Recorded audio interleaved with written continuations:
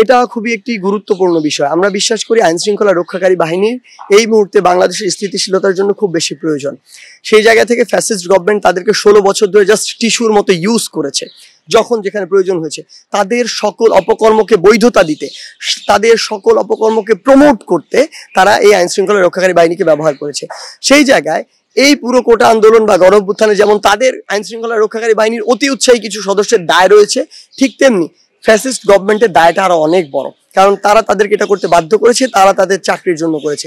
কিন্তু আমাদের এসব থেকে বের হয়ে আসতে হবে যে আমরা যে একটি অভ্যুত্থান ঘটিয়েছি একটি স্বাধীন বাংলাদেশের জন্য, সেই স্বাধীন বাংলাদেশে ওই যারা আমাদের আইন শৃঙ্খলা রক্ষাকারী বাহিনী রয়েছে তাদেরকেও দেশের জন্য স্বাধীনভাবে কাজে লাগানোর একটি আমাদের সিস্টেম তৈরি করতে হবে, যেন তারা কোনো সরকারের হয়ে না, কোনো ব্যক্তির হয়ে না, বরং রাষ্ট্রের হয়ে কাজ করে।